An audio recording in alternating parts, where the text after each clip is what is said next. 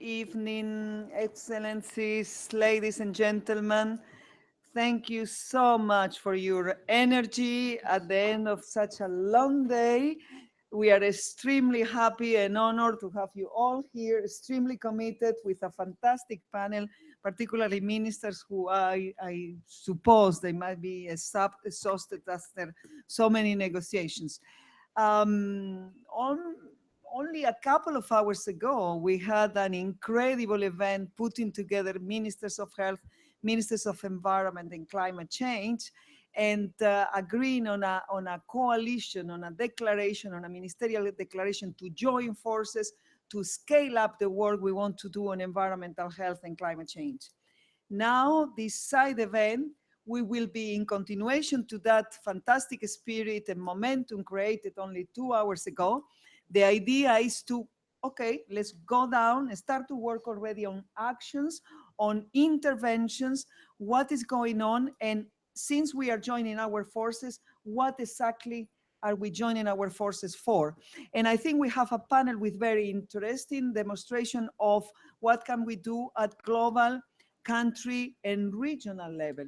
So, but to make sure that we start with something which is the right context and the good setting the scene, we have asked our team leader on climate change and health from the World Health Organization to, on a very passionate, entertaining, and attractive way, poor thing, he's panicking now because I'm sure he was thinking on something totally boring, technically accurate, but boring, but now he will be on travel. Dear Meet, make sure that you make a fantastic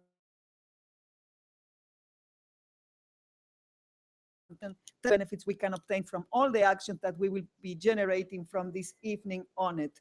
Dear Meet, you have the floor for this exciting presentation. Thank you. Thank you. By the way, a little detail, I didn't introduce myself, sorry. I am Maria Neira, and I am the Director of the Department of Public Health and Environment at the World Health Organization in Geneva, and extremely happy to be with you. I will be your moderator this evening. Thank you. Dear Meet. Thank you very much, Maria. Again, thank you for an extremely difficult introduction. I feel I must have done something terrible either in a previous life or at some point at work. I actually thought my role was, in fact, to calm us down and be a little bit boring and a little bit more programmatic after, as you say, almost a rally in the previous event of getting ministers of health and ministers of environment together to show their political commitment to the cause of linking health and climate change in support of the Paris Agreement, but also working on the environmental determinants of health. So I can't promise at this time of night to be passionate, but I will try and be as technically accurate and hopefully somewhat interesting as possible.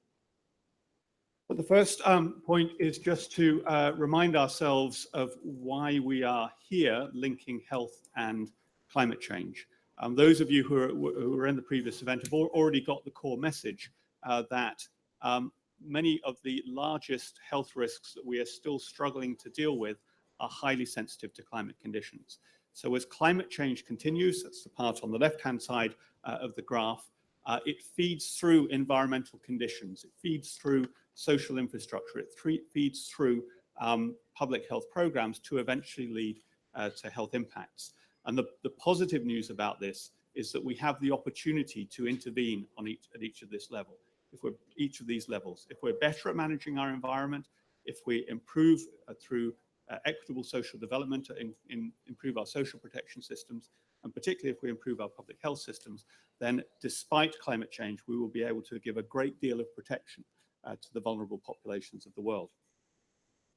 And just to remind ourselves what we know about the health impacts of climate change, our work a couple of years ago estimates that even very conservative estimates of the health impacts of climate change are that, and even only considering a few of the mechanisms by which climate change impacts on human health, we would already expect conservatively at least 250,000 deaths per year by the 2030s. And those range from impacts on undernutrition, malaria, heat stress, diarrheal disease, dengue, and so on.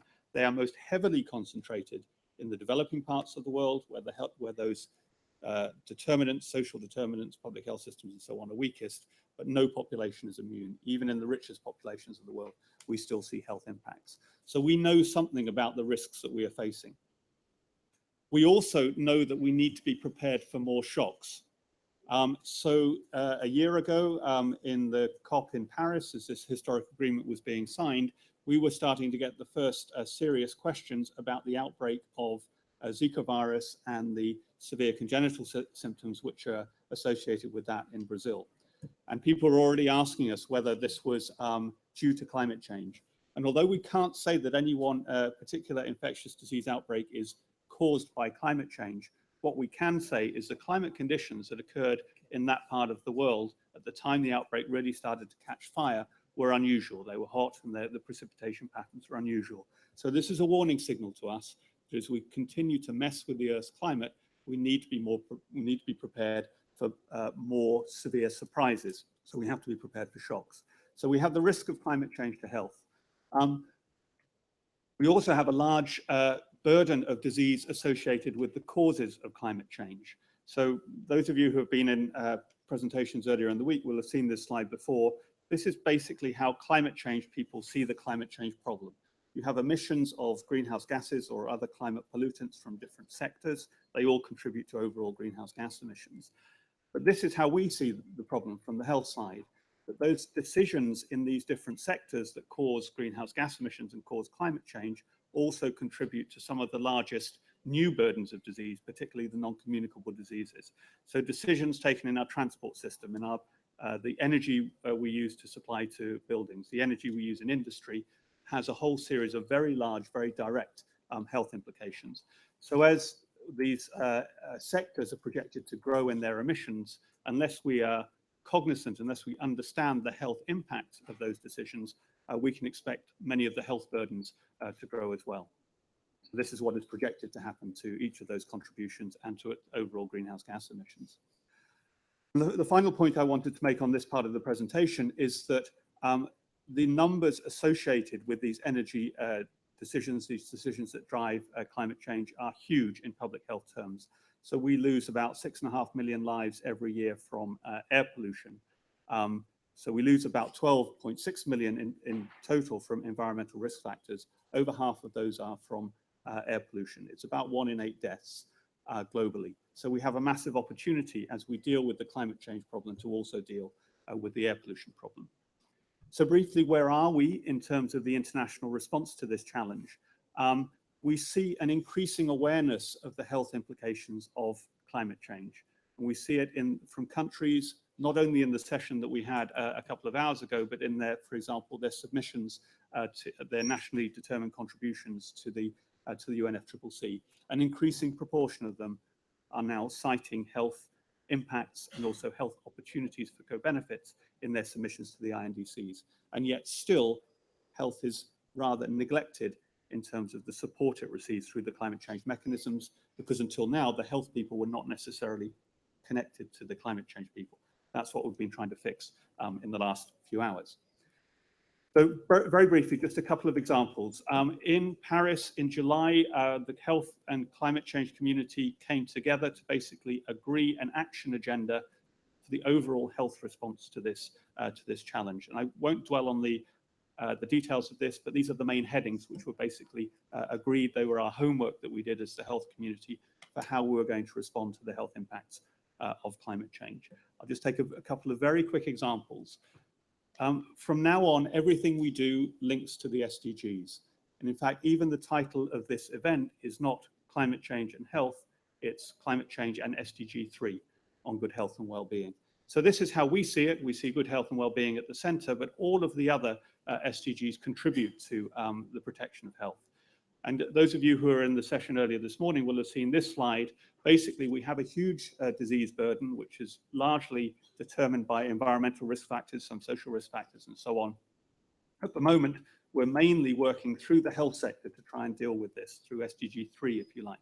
But in fact, we have all of these other levers in all of the other SDGs, all of the other sectors that we need to get better at working at to drive down this disease burden, because we can't do it through the health sector alone. It's too big and it's too complicated.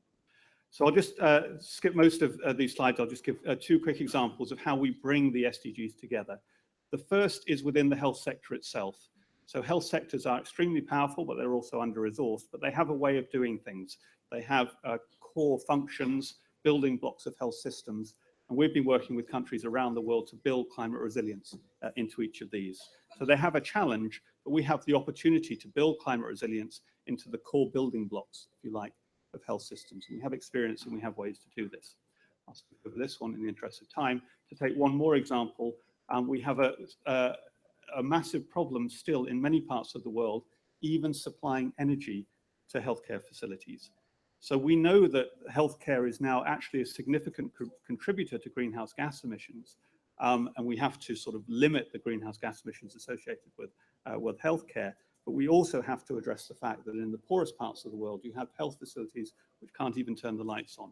And so we have to increase the access to energy in those healthcare facilities as a development priority. If we do it right, we can mobilize climate finance to ensure that we not only increase access, we also make that energy sustainable, climate resilient, and so on. We could give you many more examples of this kind, of how we can bring all of these things together. But this is the new direction that we have to go in, to work through the SDGs, through all the other levers in order to improve health. So the final slide is just a reminder of how far we have got so far, and also the mandate that we are now getting from the political leaders, most clearly shown through this Health, Environment and Climate Change Coalition. We see it as up to us now as the health community to try and make use of that political mandate in order to drive forward both health protection and planetary protection. Thank you. Thank you.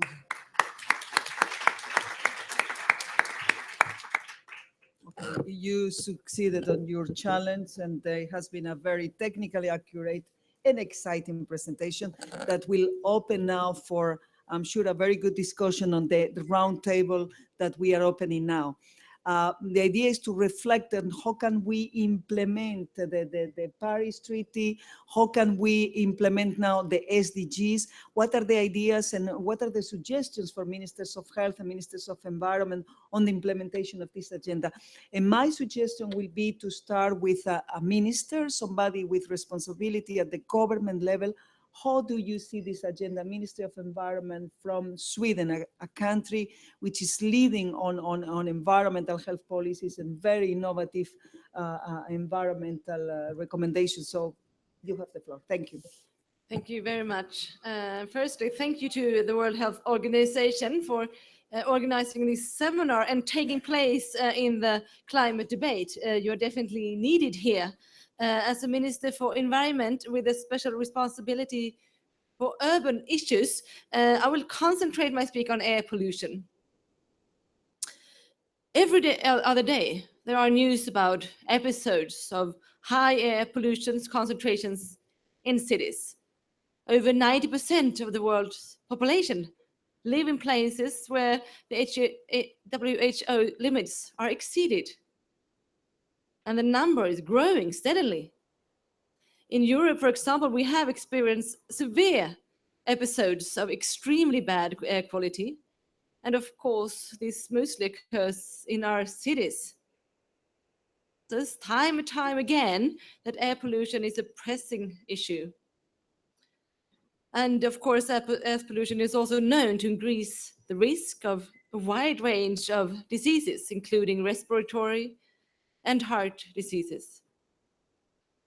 Air pollution is by far the world's largest environmental health risk.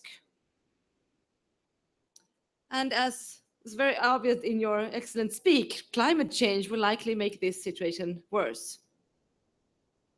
This is why climate change, health, and air pollution must be addressed in an integrated way. There are numerous ways in which these are linked together. Burning fossil fuels is the most obvious one, particularly concerning coal, because it increases air pollutions and it is severe, and also, of course, the greenhouse gases.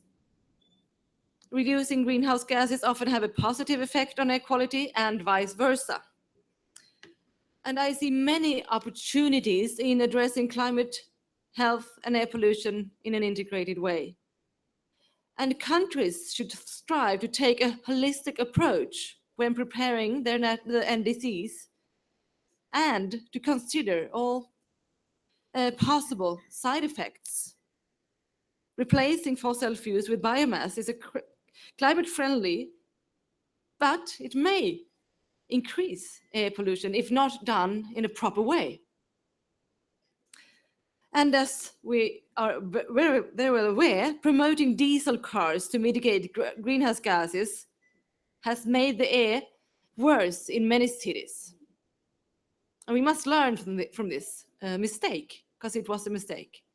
And I think it's very interesting that the OECD has concluded that the rise of diesel is completely uniquely due to state subsidies. They are actively put into our cities.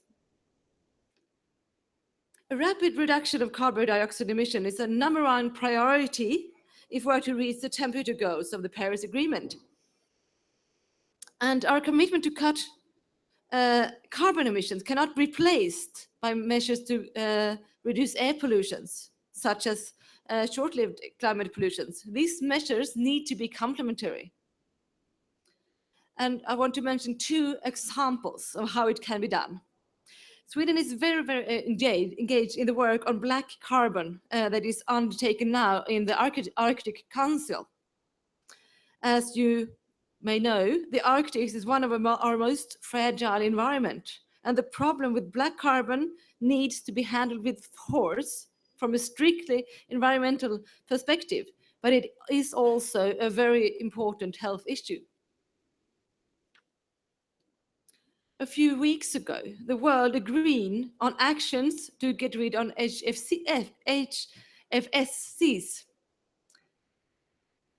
It's a very strong climate gas, and measures to stop using it will make an important contribution in staying well below 2 or even better 1.5 degrees. And the decision to engage this process in the Montreal Protocol is a fantastic step forward. And it is a good example of the integrated approach that is needed. The burden of disease from air pollution on global health today is enormous. But this burden is not equally shared. And this has big consequences for the development of countries.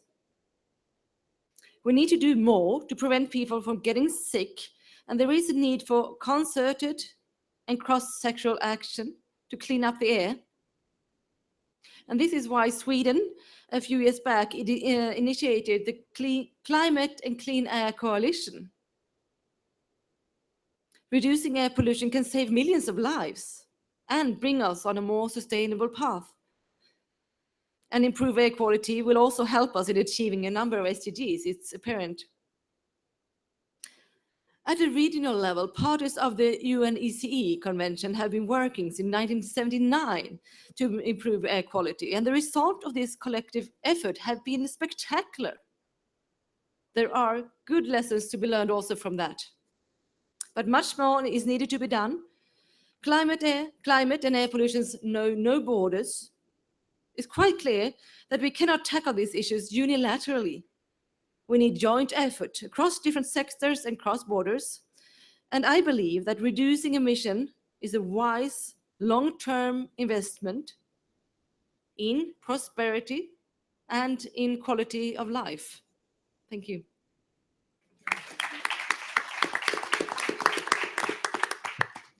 I announced her as a Minister of Environment, but as you can see, she could be as well a perfect Ministry of Health. But this is where we see the connections, the importance of this alliance between health and environment in order to protect the health of the people. And at the same time, by using the health arguments, doing even more action on a more sustainable development. Thank you very much, Minister, and good luck. Thank you very much. Let me now move to our sister agency, UNEP, and inviting Jacqueline McGlade to present on the global interconnections between environment and health. Jackie is the Deputy Executive Director and Assistant Secretary General. Well, she's the chief scientist at It's easier, CINEP. yeah. Good evening, you, Jo. everybody. Yes, and thank you for staying on. So before sort of getting into the health aspect, I just want to set the scene again for climate change, because it is clear that many people understand about greenhouse gas emissions, understand about reducing emissions, but you know, the climate impacts in more subtle ways are perhaps going to have a deeper impact on our health. One example, where I live in Nairobi, I'm surrounded by large areas where there are, of course, very, very poor populations, and they rely very much on the plants in the environment. They don't necessarily have access to all the crops, the wheat, and so forth. Their dependence on these wayside plants was brought to our attention about a year ago when we discovered people with neurological disorders. They were dying, livestock were dying, and so forth. On further investigation, it turns out that the plants, the green pea and others, had actually turned on a genetic switch for their own protection, in other words, to afford themselves protection against the drought, but which meant they produced prussic acid and cyanic acid, which of course is lethal to humans and to livestock. And so I think wherever we go, we have to recall that the living world, the environment, is responding as well in its own way. So things are not the same as they will be. First thing. Secondly, we have a tremendous interlinkage going on at the moment. You must, I'm sure, all be aware of the El Nino that's been going, leads to tremendous drought, very, very large difficulties in many parts of the world.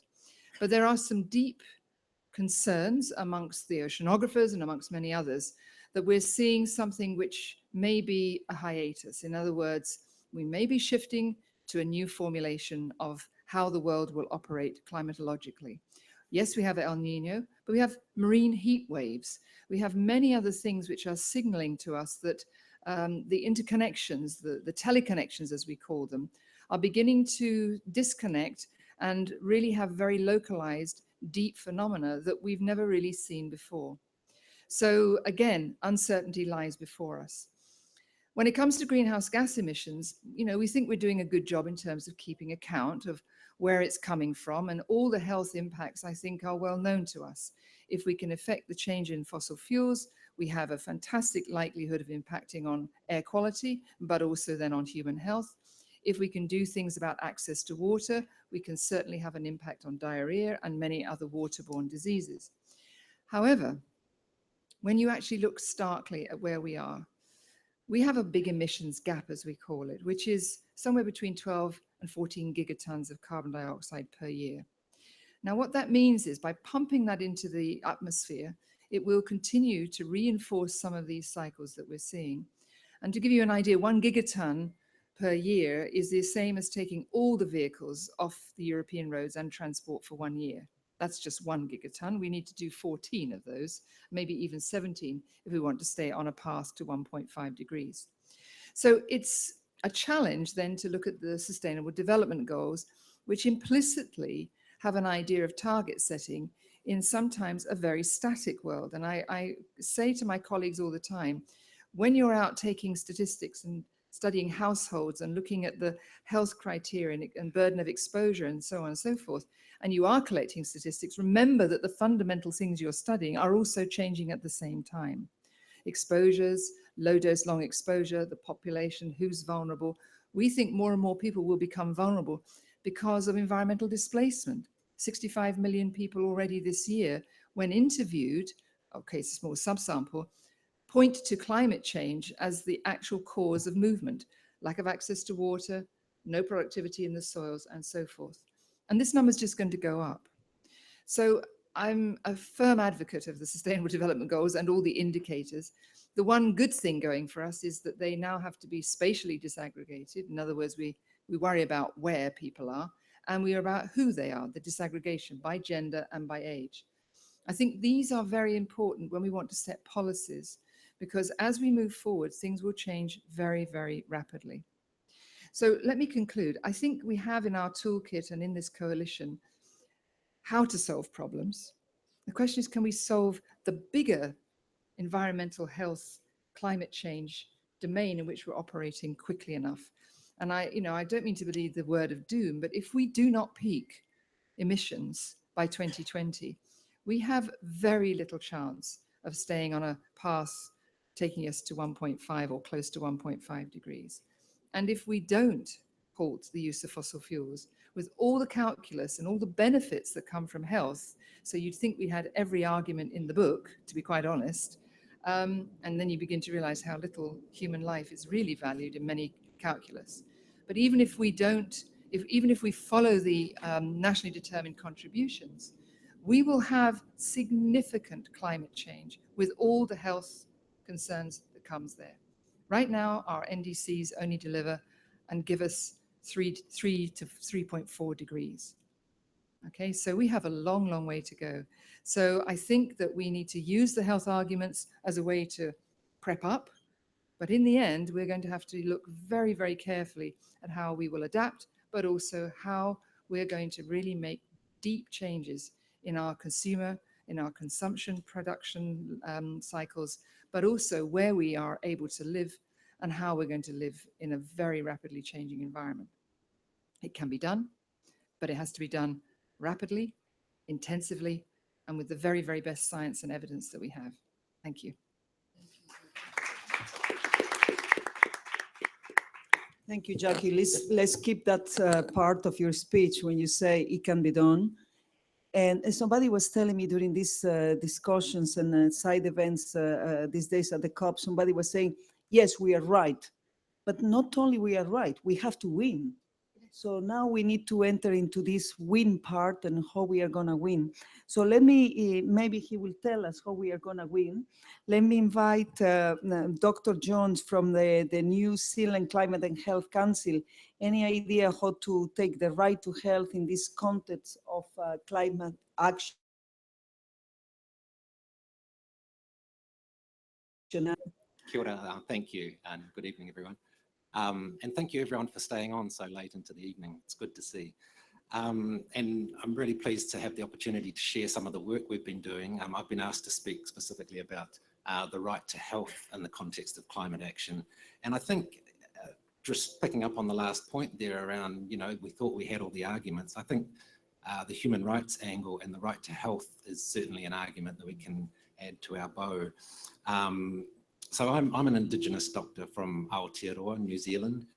I'm here on behalf of Ora Taiao, the New Zealand Climate and Health Council. We're a national organisation of health professionals who are advocating for climate action that not only improves health, but also addresses equity issues and upholds human rights, including, really importantly in our context, Indigenous rights. And in engaging in this advocacy work, we've really come to recognise the value of a human rights approach. And I want to just share with you two examples of the work that we've been doing that draws quite heavily on a human rights or a right to health approach. Next slide, yeah. Before I do that, just a little bit of context for anyone who may not know where New Zealand is. There it is on the map, probably about as far away from Morocco as you can get. Which is reflected in my my jet lag at the moment. But you probably also know about us for our incredible scenery and beautiful natural resources in the Lord of the Rings movies. But it's not all like that, I promise. Also, if you've been following the news recently, you will have seen the reporting of the earthquakes in New Zealand, and it's really, you know, been quite traumatic, I think, for people back home. So thoughts go back to our people back home. You might have seen this striking photo, and one of the comments that's been going around on social media, I think, is very apt in our context here, that we are all these cows, stranded and confused as the events of 2016 rage around us. So I think that you know, captures some of the feelings that we're all having. But let me move on to talk about the specific examples of work we've been doing. The first is an analysis of the implications of climate change for the right to health for Maori, the Indigenous people of New Zealand. We undertook this analysis, published in the Health and Human Rights Journal in 2014, and used the right to health framework to look at how the New Zealand government was doing in terms of it's meeting its obligations to respect the right to health and in terms of climate change for Maori. Just by way of context, Maori make up about 15% of the New Zealand population and experience significant inequities, much poorer social, health, economic outcomes as a result of colonisation, and more vulnerable to the impacts of climate change. And certainly our analysis highlighted a number of areas where the New Zealand government's not meeting its obligations, and a number of other sort of actions that are required in order to avoid infringing further on the right to health for Māori. And one of the key things in that is it's not just climate change itself, but it's the potential actions and responses we might take to climate change that have the capacity to undermine the right to health. It's quite possible to undertake climate action in a way that upholds and strengthens human rights, but it's also very possible to do that in a way that violates human rights and Indigenous rights. So very important to bear that in mind. So we found the right to health was a really important framework in terms of empowering. It provides a statement that is not, can be seen as something that's internationally agreed standard, that states should be meeting these obligations, and it's not subject to some of the criticisms that we often get around wanting special privileges for our Indigenous people, or the government trying to be charitable. This is agreed human rights standards. And we also believe that this evidence that we've accumulated here could be used as part of a broader climate strategy to inform climate action in New Zealand. Okay, I want to move on and just talk about the second example of work we've done that draws on the right to health, which is part of a periodic review that was undertaken by the United Nations Committee on the Rights of the Child. We took this opportunity that they were doing a review of New Zealand in terms of child rights, and we submitted a report on the right to health for children in relation to climate change, noted a number of issues, and was successful in getting some of those issues raised and addressed in the UN report. So United Nations Committee, when they reported, outlined some of the issues that we'd raised around climate change and the right to health, and made some recommendations about things that the New Zealand government should be doing to address those things. And so really, I mean, you can see it as a way of putting our government on notice that this is something we really need to be addressing. And one of the reasons that I think that this type of action can be really quite important is that, using these reviews undertaken by human rights treaty monitoring bodies, is that it kind of complements the Paris Agreement in many ways, in that the Paris Agreement, while it does have human rights explicitly included in the preamble, is pretty weak on accountability. I think most people would agree at this point anyway. And what these other mechanisms do is allow for, holding governments to account around some of these actions that address climate change and health. So really just to kind of return to my key points, we've used the right to health in advocating for just and healthy climate action, an analysis of our government's obligations in terms of meeting the rights of Indigenous peoples, and also engaging in a UN review process that was focused on the rights of the child. I think the good news here is that we can use climate action as a way of addressing human rights, and vice versa. I think, they're natural allies really, and really it supports our approach, which really aligns the goals of different agendas, health, climate change, human rights, Indigenous development. We believe that the only way we're going to succeed in addressing any of these things is by considering them all and aligning, making sure we've got all those ducks in a row. If we're trying to achieve one at the expense of others, then I think we're heading down the wrong path. So yeah, really, I think the key message, human rights can be used as an accountability mechanism. The right to health also, I think, provides a tool for us to engage in the broader climate advocacy. It provides really, I think, common ground that we can kind of come together with non-health communities around working towards climate action that supports all these different agendas, and in particular addresses the needs of and the rights of the least advantaged in our communities. So I think it does require us to kind of learn a different language, to perhaps frame the way we deal with things slightly differently, and to engage with a much broader coalition of people and communities. But I think it, will reap rewards if we can do that. So thank you.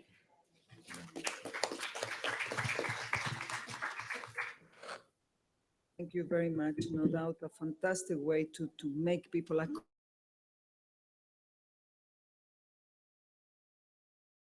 of at the urban area, where we are saying that most of the actions, 70% of the greenhouse gases emissions will be generated at the urban level, at the city level. We are in WHO trying to launch a project on urban health in collaboration with the CCAC and other partners. And I will invite Dr. Carlos Dora, coordinator of the Department of Public Health and Environment, to tell us a little bit more about what this urban health is all about. Thanks. Very good. Thank you, Maria. I think the panel has covered some fantastic ground. I've also managed the part of WHO that does air pollution work, and also work on health and energy and health and housing and transport and those kinds of things. In the way we've been thinking about this is, how is it that we can, considering the magnitude of the issues that Jackie described very well, engage with the air pollution issue, which is visible, which is smellable, which people can, and which creates impacts in a very short term. Climate change health impacts are diffuse, are global, and are longer term. How is it that we can make this connection more immediate? How we can talk to people in ways that they can see where the benefits to them. And how is it that we can engage the health sector in what are the strengths of the health sector in contributing to this, which is, of course, a very intersectorial issue. But what role can we as doctors, and I've practiced in slums in South America and sort of in other places, how is it that we can provide, what kind of services should we provide, and what kind of advice? And we have the fortune of, in terms of accountability, of having very strong SDGs, very closely linked to what we're doing here, to this conversation. Whilst I would argue that the SDG for climate change, the indicators are a bit soft. For air pollution, for example, we have very specific, very clear, is urban levels of air pollution, is mortality from indoor air quality, is mortality from outdoor air pollution, and is clean access to clean household energy, which as defined by the WHO guidelines on household energy, which talks about kerosene, talks about coal, say don't use coal, don't use kerosene. So it's quite a statement, I think, that the health sector has done already, and that can be used in this context, where we have some very prescriptive, and we can go, and we've done the science, we've done the background, and we have covered all the many requirements. So I think we're for accountability and transparency, we're in a very strong position because of the SDG indicators, because of the work that we've been putting. Many internationals are, UNECE, UNEP, WMO. There's many people who have been pulling together us, who are the custodians for the indicators of air pollution and of household energy. I think we have, really coming forward with a lot of very good evidence. So that's a strength, and it's in our hands. The second strength is what I was talking about as clinicians, as public health officers. And that has to do with building demand. Don't forget that the health sector has, or is dealing with big tobacco, is starting to deal with big soda. And it has engaged with some major economic interests and conflicts of interest, and has been very successful. I think we have a strength exactly in dealing with the demand side. What's the world that people want, in terms of their own health, in the case of tobacco and soda or diet? But in this case, is not only the clean air that I want for me, for my children, is also what are the benefits that we can have for climate and for the big challenges of global environmental change. So what we're doing in the model for urban health is actually unpack that. What's the package for the public health people? And it's something to do with what are the costs of inaction. If we don't taking these actions to reduce climate change in transportation, in energy, and housing, and land use planning, how much is it costing our own population? And how much is it costing our health system? And we do have that data. We have loads of healthcare expenditure data that we use to plan medicines and numbers of doctors and numbers of clinics, which we don't use or haven't used for that purpose. All we use for economic data is all macro and all the national level, statistical value of life, that kind of thing. So if you want to mobilize people at the local level to take action, I think you really have to provide something which is much more usable and much more understandable at the local level. So this is one of the areas. The other is producing scenarios, health impact assessment scenarios. I mean, if you do, maybe you have 3 or 4 options in your city to improve household energy. How much do you get in terms of health from each one of them? How much you also gain in terms of greenhouse gas reductions or in short-lived climate pollutants emissions reductions. So scenarios from, and we know how to do. We have health impact assessment tools. We also have a lot of the scientific evidence. And the third is the clinician or the nurse or the primary health care worker interface. We do provide advice on tobacco, on diet, on physical activity, and we haven't done that for protecting individuals from air pollution risks. We do advise on injury prevention, but we haven't done that part. So I think it's one of the other parts of the experiment with this initial project of the Urban Health Initiative is to actually do that, to create the tools, to create the capacity, to train people and to see how. So we're going to follow that up and see how what's the impact that it has. The fourth element is linking with the policies more clearly. The data indicates the cost, the health impacts, the levels of air pollution, to the policies that reduce air pollution, reduce short-lived climate pollutants and greenhouse gases in the city. So to create that level of connection between the various kinds of indicators, that some of them are not collected by us, but with the policy people, but we have to reach out and to start to creating those narratives that would allow municipalities to move forward. So I think in a nutshell, that's what we think that could be part of this coalition. I mean, we haven't been asked, right? Can I just say that? I think that should be part of the coalition because that gives a very specific role and entry point for the health sector. And I think, of course, there could be many other things, but we should be providing that to the health, and that has to be adapted. And that's why the idea of the municipality is useful. Because if you're working in a municipality where 60% of the population living in a slum, then you have to engage with slums. And then waste management can be done by waste speakers associations and so coalitions, or not coalitions, what's the name? And that has very good examples in Latin America, how waste speakers got together and are now selling services to the municipality, to other people. Like if you go to the Rio Olympics, the waste speakers in the city got together and provided service for the Olympics in terms of waste management. That avoids burning waste, avoids methane from collecting waste somewhere. So the urban level or the thinking in a smaller scale helps you to find opportunities and solutions which are more appropriate to that specific level. So I leave it at that, and I hope that the coalition will take up some of those issues. Thank you.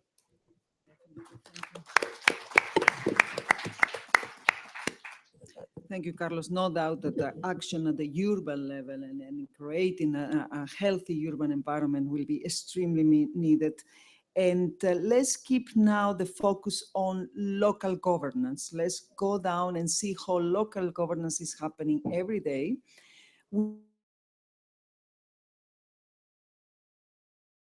With a governor, somebody who is dealing every day with an issue where there are environmental concerns, there are health concerns. How do you deal with that, and what are the options that you have in front of you to protect the health of the people, to protect the environment, obviously to still keep generating an economic revenue and maintaining employment. And all of that, we hope that by moving into a decarbonizing, a low carbon economy will provide the answer to all of that. Let me introduce you to Mr. Michele Emiliano, who is the governor of the Apulia. To put some exotism, we are making the presentation in Italian with body language included, I hope. And I will try to translate into English, supported by Carlos. By coincidence, we can both speak reasonable Italian, so I hope it will be okay. You are on our hands, devi fidarsi di noi con la traduzione, magari diremo cose completamente diverse. But so, Governor, you have the floor. Allora, innanzitutto volevo ringraziare la dottoressa Neira per questo invito. Giorni fa non pensavo di venire a Marrakech e grazie a lei sono qui. First of all, I would like to thank WHO for this invitation. Only a few weeks ago, I was not even considering the possibility to come to the COP or to be discussing here.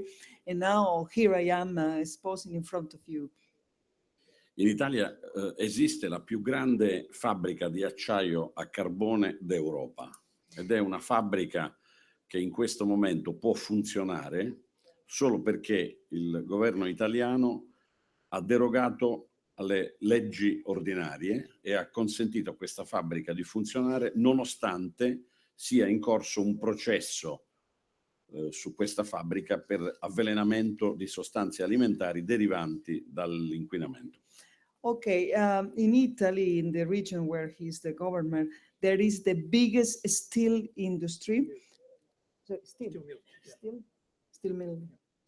industry, and it's probably one of the biggest one, and is functioning even if they have a case in front, a tribunal case due to the fact that the industry is contaminating and is affecting the health of the people. Noi quindi vogliamo proporre un progetto pilota per la decarbonizzazione di questa fabbrica e perché essa possa produrre utilizzando gas ed energia elettrica al posto del carbone. So they are now engaging on a project that is a very challenging one. They are engaged on a project of decarbonization, moving into use of gas, and obviously with the intention as well to keep I think there are 20,000 jobs that are under that steel. In questo modo noi pensiamo di azzerare le emissioni nocive e di dimezzare al 50% le emissioni di CO2. They think that this, sorry, Marina? What? Ah, the slides, yes, come on, dear me. Sorry. Yeah, their intention is to reduce by half the number of mortality, did you say? No. Dimezzare the CO2 emissions by half and tutto qui. Sì. L'emissione di CO2 del 50%, ok. Del 50%. Questa riduzione si può realizzare con un processo industriale chiamato DRI, Direct Reduced Iron, che prevede appunto l'utilizzo del gas naturale. This reduction by 50% can be obtained by a process called DRI, and is based on the utilization of the natural gas. In Puglia infatti stanno per arrivare quantitativi molto grandi di gas, grazie a un gasdotto, il TAP, proveniente dall'Azerbaigian, che ci potrebbe mettere a disposizione il gas necessario per fare questa operazione. They're just receiving through a new gas pipeline from Azerbaijan. Now there's going to be this opportunity for Puglia region to be able to use gas for industrial purposes. Noi possiamo realizzare questo nuovo impianto con 2 linee da 2,5 milioni di tonnellate ciascuna ad un costo di circa 1,2 miliardi di euro. So they can use two lines, due linee Di produzione. di produzione, two production lines of 2.5 tons each for a cost of 2.5 billion. 1.2 billion. E possiamo realizzare queste due linee di produzione in circa 18 mesi. In 18 months they can do that. Quindi io sono qui soprattutto perché voglio che questa storia sia conosciuta anche da voi e che questo incoraggi il governo italiano a decidere una volta per tutte la decarbonizzazione di questa fabbrica. So he is here in order to announce that and to disseminate that information, that there's this opportunity, and he wants also to put some pressure on the government, on the Italian government, to make the decision to adopt the decarbonization of this industry. Perché sottoscrivere gli accordi sul clima è una cosa importantissima, dare esecuzione a questi accordi quando la tecnica lo consente è ancora più importante. So if agreeing on making a climate or signing a climate agreement is important, is even more important to put that agreement into action, especially when it's possible and feasible to do that from the technical and financial point of view. Grazie. Thank you. Thank you. Well, we start the panel with a very technical and a broad presentation, and we end up with, I think, an extremely concrete sample of how you can apply your Paris Treaty and going as far as decarbonizing and then protecting the health of the people. It is now the panel open for comments, reactions, questions. If you still have energy, please raise your hand, and there is an energetic gentleman in the front. Please ask your question. Identify yourself first and then ask your question. Marina, qui in the front, please. Ian Lumley from the National Trust for Ireland, and we've been participating in a lot of very energetic transport forums over the last few days, particularly looking at the very serious urban air pollution problems generated by traffic, and you've quoted the health figures on those.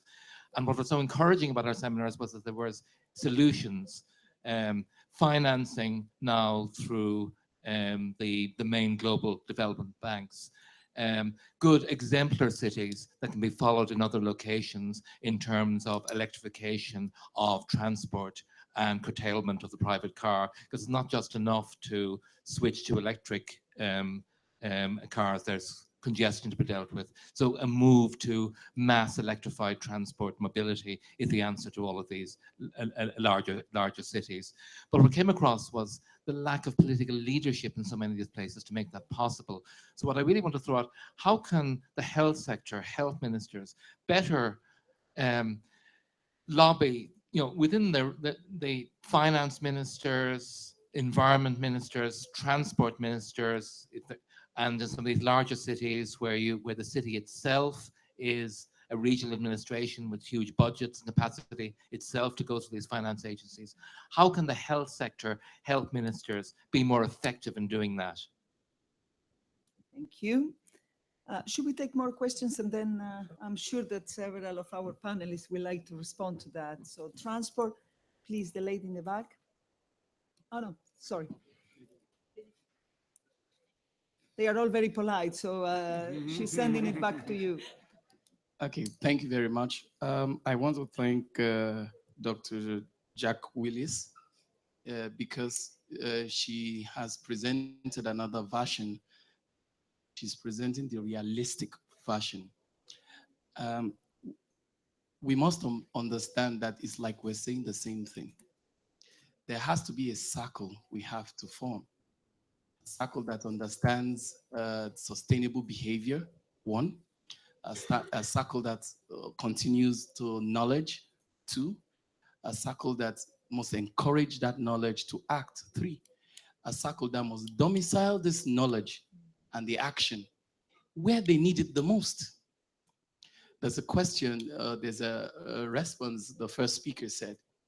that the people that need it the most are not even interested. So it's important we, from here, as doctors, start to retrain ourselves. You have to act well. How do you tell the woman in my village who all her life she uses coal to feed 7 people in her family to stop that when she cannot even afford to buy a gas cylinder? So we have to take it serious. We start off by telling her that there's a behavior that you can take that will extinct your family. There's a knowledge that you must have. And just like Jack would have said, whether we like it or not, we need to adapt. We need to adapt fast. We need to develop models that can help developing nations who are struggling. Because what I've learned over time is I cannot keep pace with America, but I know fully well I must get there someday. So if you give me a plan that will be gradual but effective, I will get there. If you tell me that my lifestyle have to change, good. You must give me that knowledge. We must be able to see the adaptive features from the developed nation, and we must domicile this knowledge to the locality where it is worst affected. Thank you very much, Jacques. Thank you. Let's take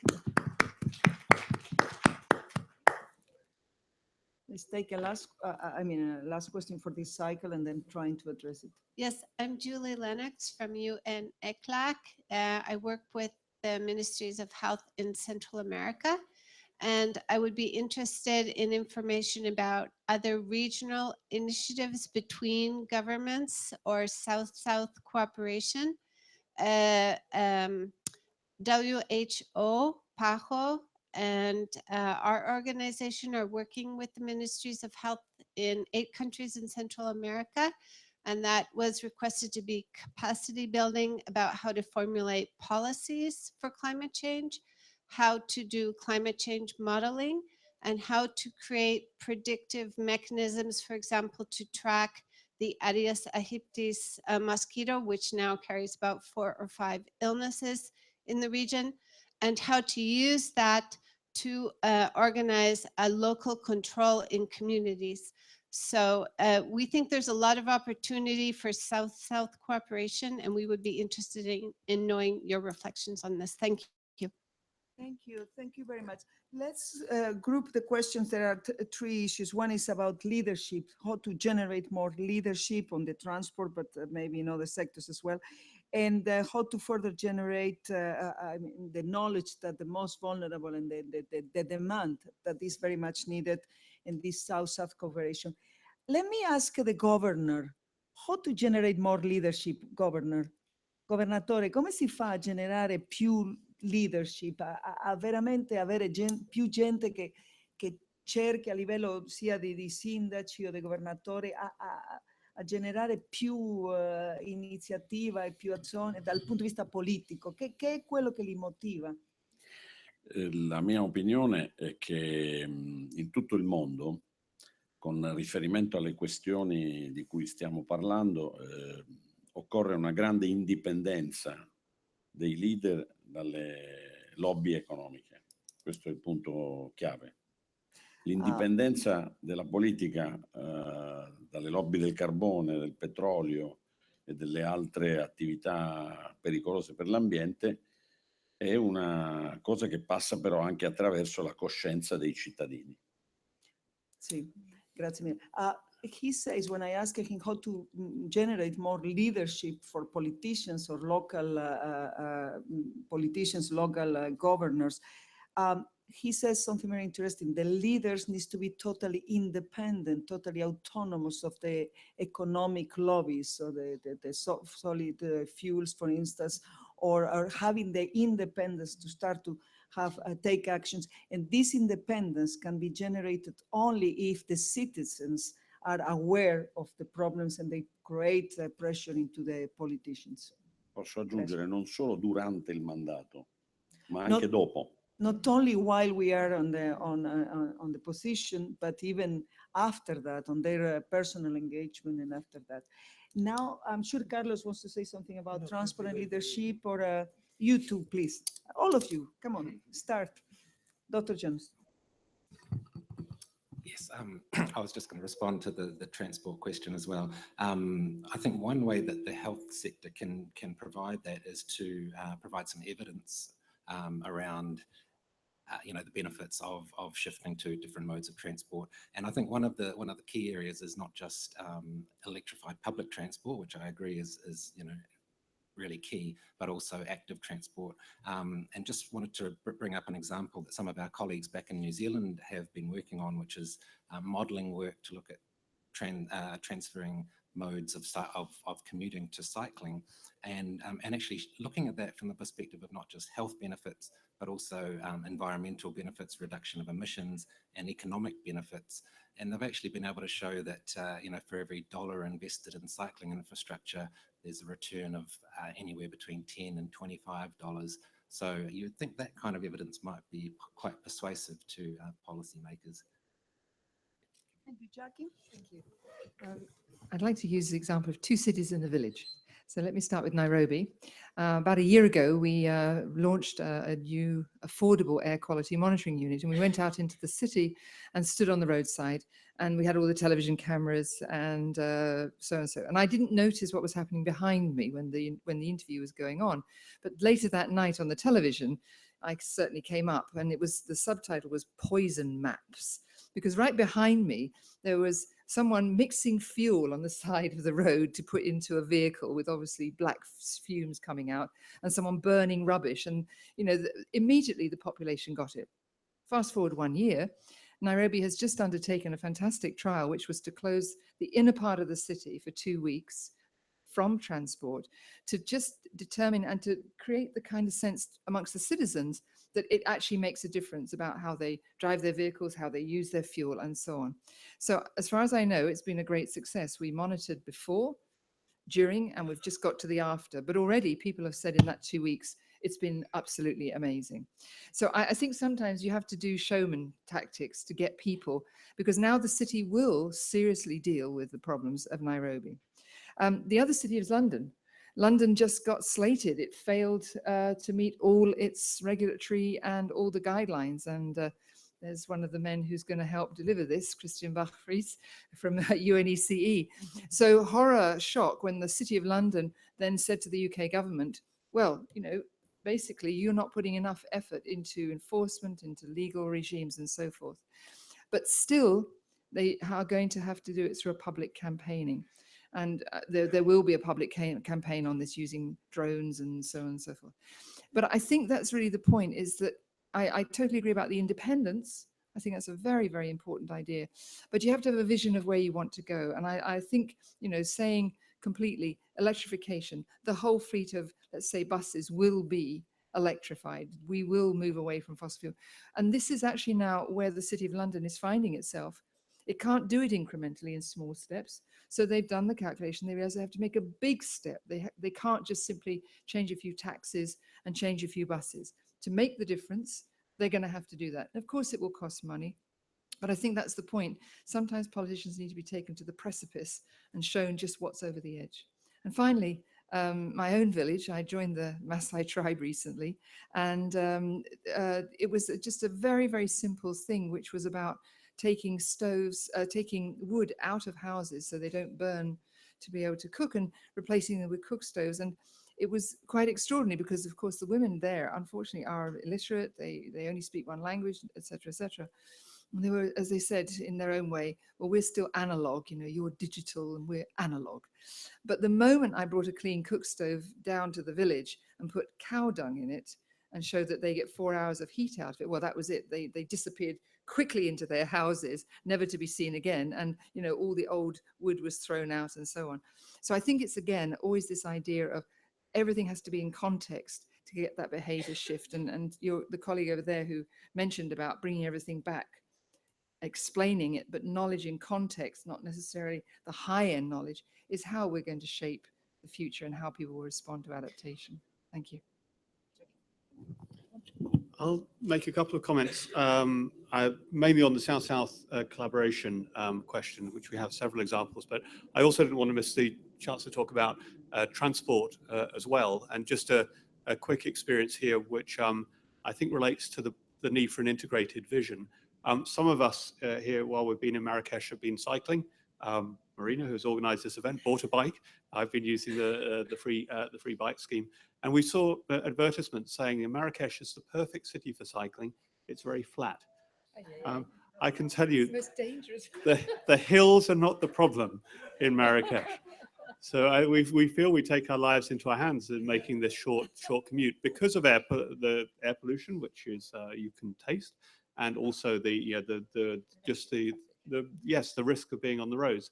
And so many of us quite passionate cyclists, but I also, a very quick anecdote, remember walking down a Dutch street with the mayor of Dar es Salaam, seeing all these cycles come past, and said to him, "You don't cycle much in Dar es Salaam, do you?" And he said, "No, it's the fastest way to hell is to cycle in Dar es Salaam."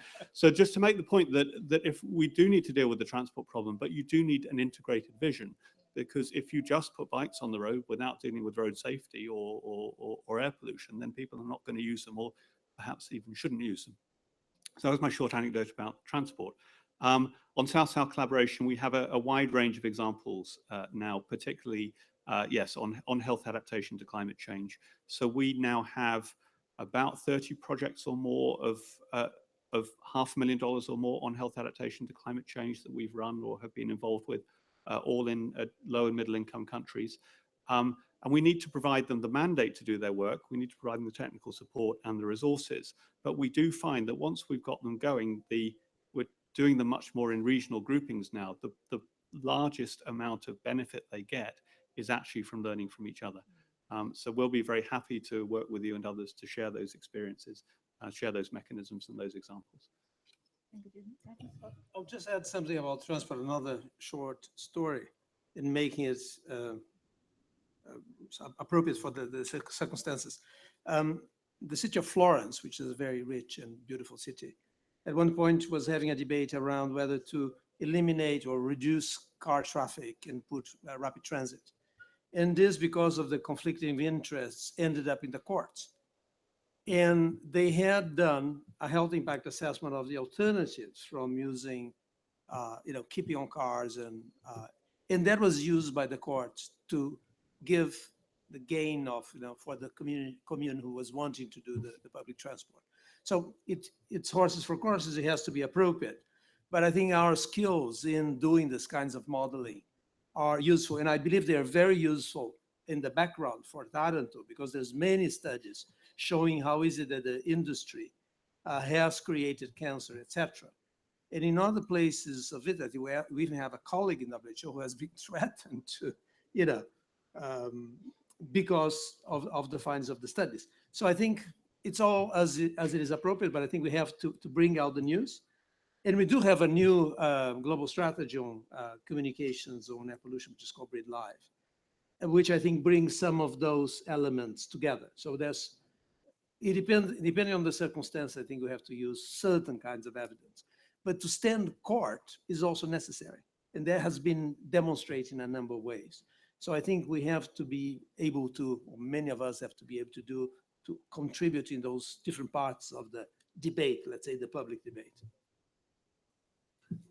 On my own, just an anecdote, my own experience, if you are a clinician, a practitioner in Africa, you can't use a bicycle because all your patients will know you. And when you are on your bicycle, yes, all of them will be stopping their car and said, "Doctor, no, what are you doing? Are your car not working? Please come in with me. What are you?" So the fact that you are on a bicycle for pleasure is something that is not certainly very well understood.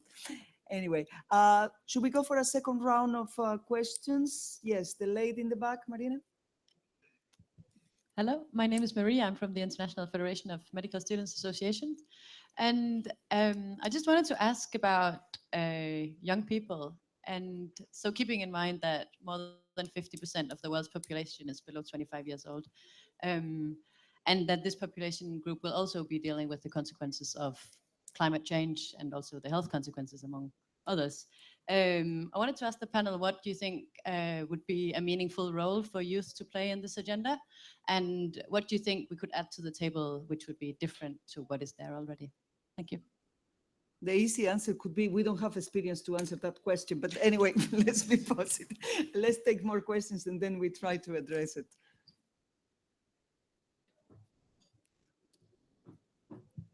Thank you very much. David Morin from Health Canada. So I guess one comment as we move forward with this, I really think that it is absolutely essential to not view climate change and air pollution separately. I think it's important that they be merged as one. I can't remember if it was today during this panel or earlier on, but people were talking about diesel and how that's brought about to reduce GHG emissions, but at the same time, you impact air pollution. So you want to make sure that as we move forward with this, that an alternative one area is not an unfortunate alternative in another area. The other thing, the gentleman from New Zealand talked a bit about the Indigenous population. I think from a Canadian perspective, that is something that we also have to consider as we talk about impacts on climate health. We have a very large Northern Indigenous population that is affected by, by climate change, and the impacts are quite obvious. The last point I'd like to make is really, I think it's about, and listening to some of the comments, it's about evidence-based decision-making is really what I think we have to focus in on. If we look at our successes and highlight them, from a Canadian perspective, the province of Ontario got out of coal-fired electric generation. What did that result in? Well, from a GHG perspective, definitely a large mitigation potential. They switched from coal to natural gas in many cases, to hydro in other cases, and we saw GHG emissions drop. From a positive perspective, something that's probably more tangible to the average person that lives in Ontario is there aren't any more smog advisories. So that is something that is probably much more visible to many people, as opposed to sometimes climate change, which can be a bit abstract to the average person. Anyway, thank you very much for organizing this. I think it is excellent and look forward to future discussions. Thank you. Thank you very much. Yes, please, the gentleman. Well, let me give the priority at the gentleman in front of you. And if we have time, I will give you the floor again. This is a question that has to do with the olive tree. It's my understanding that in Italy, many olive trees have died. And in other countries like Jordan and Lebanon, the trees are stressed out and the crops are extremely bad. I'd like to know if this is a result of the climate change and if there is this being addressed in any way or form. Thank you. Okay, we invite the gentleman and then we close and we try to address those Thank you, questions. Madam Director. As a way forward to what the IFSMA rep said, I think United Nations should now see how they can partner with educational institutions that accredit program. It's time we start to teach our medical students right from when they come in, because it's a mentality, it's a perception. So if you start out right with them on a good template, they'll get it well. So we need to educate our students now that the world is changing. We need to also load them with enough information of the options they can give their patients, that there are other options of building houses. Here in Canada, they build houses with wood, 6-story building, 13-story buildings. So we need to empower our doctors that are students so that when they become older like us, it's easier to transit gradually. And they will have a multiplying effect of affecting plenty of people over a long time, instead of when we are now older, we cannot see as many as we can do.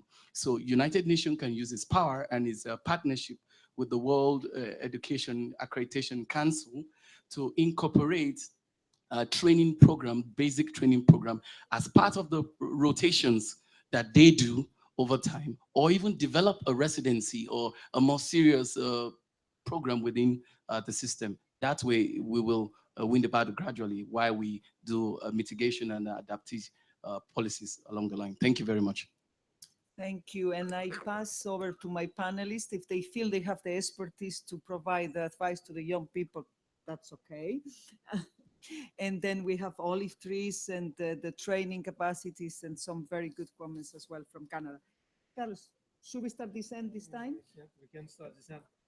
I think youth in general, there is an evolution. I mean, many people are not having cars, for example, at least in Europe, I don't know about the US, in adopting different lifestyles out of general awareness about environmental issues and circular economy. So I think there is natural evolution. But I do think that it would be necessary, and I agree with it, with the comment on the education, as a minimum. I mean, we don't have this kind of capacity or content in schools of public health. There is an effort now led by Columbia University in the US, there's 120, I think, and there's to do exactly that. Can we create some minimal criteria for schools of public health worldwide to consider the issues of mitigation, adaptation, climate, pollution, etc.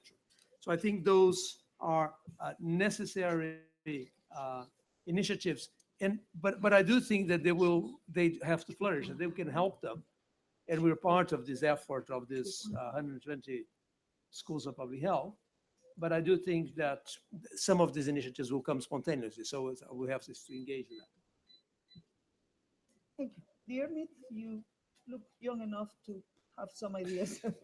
That's very kind. I think the only advice to sort of the younger people in the audience is don't listen to anybody who's older than you are, because we haven't done a very good job so far. I think, I mean, I thank you for the intervention, because it does give me the opportunity to pay tribute to the work that's been done by youth groups, and particularly young medical professionals. A few years back, we entered into basically a collaborative arrangement with the IFMSA, the International Federation of Medical Students Associations, basically when we saw how professional they were and how much they knew about climate change and health and how effective they were at lobbying and how much people listened to them. And so we now have a rotating internship program. Several people in the room, in fact, have either been are with us or have been through with us. And I have to say it's the best investment we have ever made, partly because we don't pay you anything. But it really, all joking aside, it has been absolutely fantastic. We see these people going through into now positions of real influence in different medical associations around the world. And that's, to be honest, it's our real hope. I sometimes refer to the medical students as our source of renewable energy. Because not only for the work they do, but in fact for basically the inspiration that they give us. So carry on doing what you're doing is my guidance. Thank you. You know, the problem, dear Mit, is that when we start at the medical school, they tell us these things about the vocation of our profession, the vocational part. That is why we don't pay them, and they are still happy. So thank you, Jackie. I'll just restrict myself to the olive trees. Interestingly, the phenomena certainly in Italy is mostly associated with ozone, ground level ozone, but which is connected to the whole climatological shifts. So, but in the Middle East, in Jordan, we're not sure. We think it's shortage of water, is a combination. So it's not just a simple calculation, but it is worrying that what we saw in the 60s and 70s with acid rain, in a sense, the dieback of plants and trees and forests, is kind of happening again.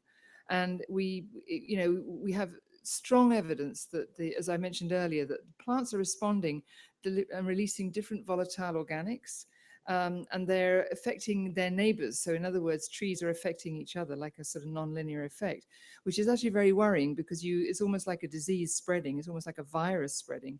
And so that's something that we would really, really like to look at in more detail. But in Italy, it is very much associated with ozone episodes, ground level ozone.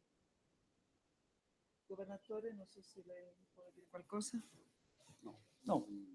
A proposito della questione legata alle città, noi abbiamo potuto verificare, io prima di essere presidente della Regione Puglia sono stato il sindaco della città di Bari, che è la capitale della Regione Puglia.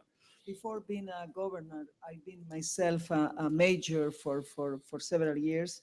e con un semplicissimo accorgimento, i cosiddetti parcheggi di scambio, cioè dei parcheggi per auto esterni alla città, che consentivano di lasciare l'auto e prendere il trasporto pubblico a un prezzo bassissimo, noi abbiamo dimezzato le pollution, i PM10 Only by nell'aria. creating parking areas outside the city and places where you can leave your car and then take a public transportation, they have been able to reduce by 50% the levels of pollution in the Bari city.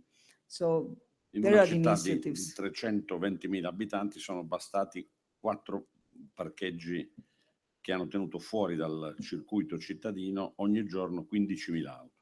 So in a city of 320,000, only with 4 parking areas outside the city, they have been able to reduce to 15,000.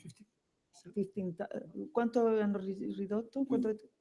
A 15? Il PM10 è dimezzato ed è rientrato nei parametri di legge. PM10 has been reduced by 50%.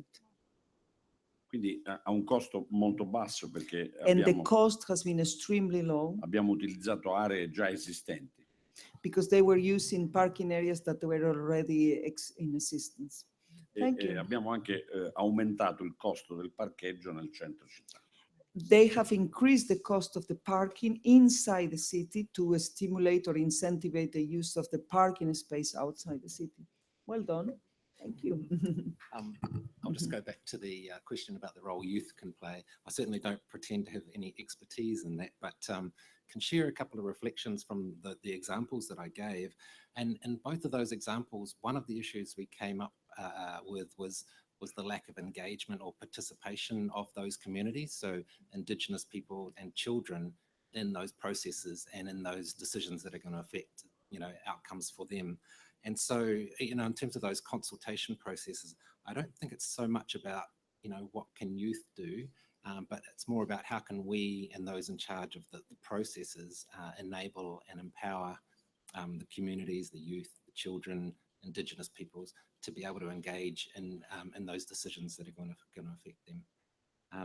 Also, can I just make a comment about our Canadian colleagues' comments around Indigenous peoples? I think one of the things that I didn't mention, but I think is really important, is that actually, if we look to Indigenous knowledges, I think we, in there lies a lot of the solutions to climate change, and we probably through the process of colonization, it's led to a suppression of that Indigenous knowledge, and we can, revitalize some of that and perhaps address some of the issues that we're facing. For the youth, I suppose that one of the little things we can offer is that you have to do it by yourself. But I hope that we will not be giving you as too much negative message in order to paralyze you and to depress you and giving you the feeling that nothing can be done. We need to be good enough in terms of still stimulate you for driving the future that it will be yours. And I mean, when you say yours, I mean ours, all of us.